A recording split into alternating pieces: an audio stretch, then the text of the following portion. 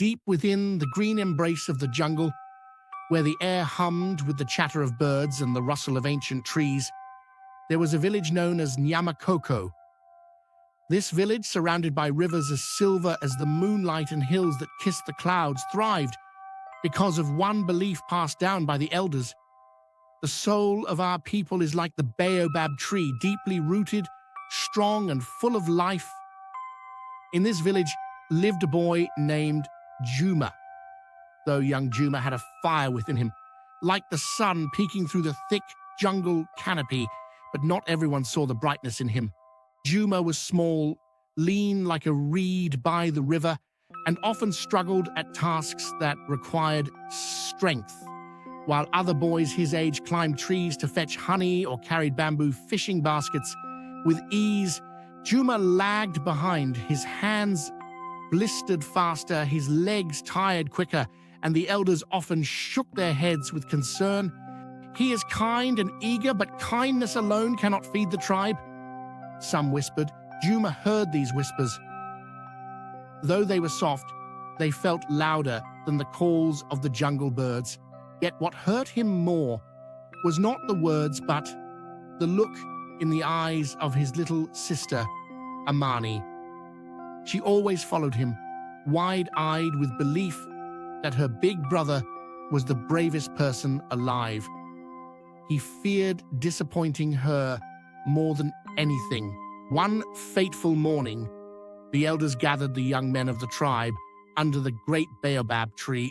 The chief, his voice deep and sacred as thunder, said, "It is time. Tomorrow, as the sun rises, you will take the journey to find the Hongo Belt." The Hongo Belt was a path that twisted and turned through the lion's savanna, the python's rocks, and the thickest, darkest parts of the jungle. This was not just any path. It tested the courage, wit, and endurance of each boy. To pass the trial was to return as a man, a protector of the village. Those who failed had to return with heads bowed, and the shame of it lived on like shadows. Juma's heart soared with fear and excitement tangled together. This was his chance to prove his worth, not just to the village, but to himself.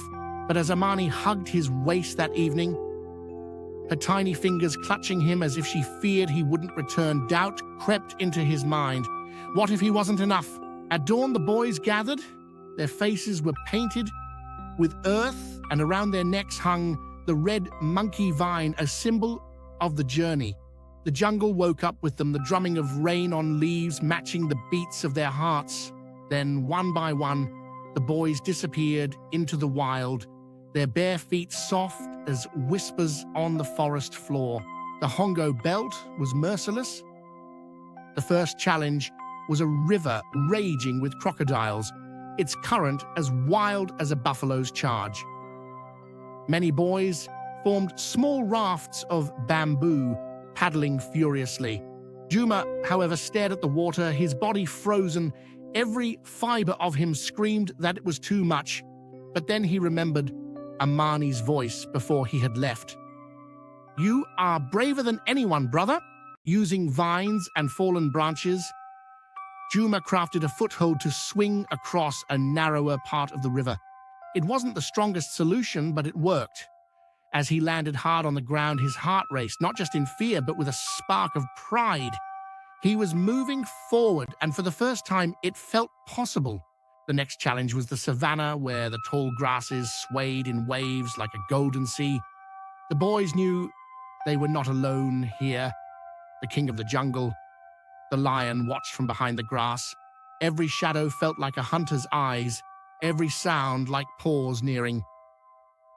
The others moved fast, racing in packs to cross the wide savanna. But Juma, smaller and slower, knew speed wouldn't save him. Instead, he climbed a tree and used its height to see the safer paths, avoiding where the grasses stirred unnaturally. The journey was long and the sun blazed, but stepping carefully, he found his way. Finally, Juma reached the deepest part of the jungle where sunlight barely touched the ground. Here lay the last challenge, a cave where one had to find and carry the ceremonial stone back to the baobab tree. The cave was cold and endless, filled with echoes as though spirits whispered inside its dark belly. Many boys gave up here, frightened by the heavy silence and their own reflections in underground pools. Juma entered hesitantly. He felt tired beyond belief. The climb, the fear, and the weight of every moment settling on his small frame. As he stumbled deeper, he thought of turning back. The whispers of doubt returned, loud and sharp. "You're too small, you're not strong enough. What will you bring back but shame?" But then another memory filled his heart, his mother's voice from many moons ago. "Juma, true strength is not in the body, but in the spirit. Even the smallest ember can light the darkest night." Clenching his fists, Juma pressed on. Soon, his fingers grazed the ceremonial stone, a smooth black rock, heavier than it seemed. Wrapping it in cloth, he hoisted it onto his back. It pressed against his shoulders like the weight of the whole jungle. Yet step by step, he walked toward the cave's mouth. The air felt lighter with each step, each ounce of courage pushing doubt further behind him. When Juma finally returned to the village, the day was fading into the deep oranges of sunset. The crowd gathered, their cheers filling the air like the songs of triumph. One by one, the boys were welcomed as men, and as Juma emerged, a tiny figure with the ceremonial stone on his back, there was a hushed awe. Then came his sister Amani, running to him with outstretched arms, tears shining in her eyes. The voice of the chief rumbled above the noise, silencing the crowd. "Juma, though small in size, you have shown the heart of a lion, the wisdom of the owl, and the patience of the river. You remind us all that strength does not always roar. Sometimes it whispers." As the village celebrated, Juma stood tall, his head high, his heart full. He had not just crossed the Hongo Belt, he had crossed the limits of fear, doubt, and his own hesitation. From that day on, Juma became a symbol in the village, a reminder that courage is not measured by size or strength, but by the will to rise when the world tries to keep you down.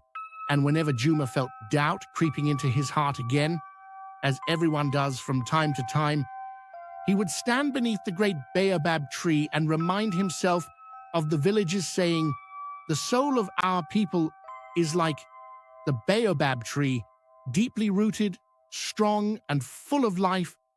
It was true, and so too was he.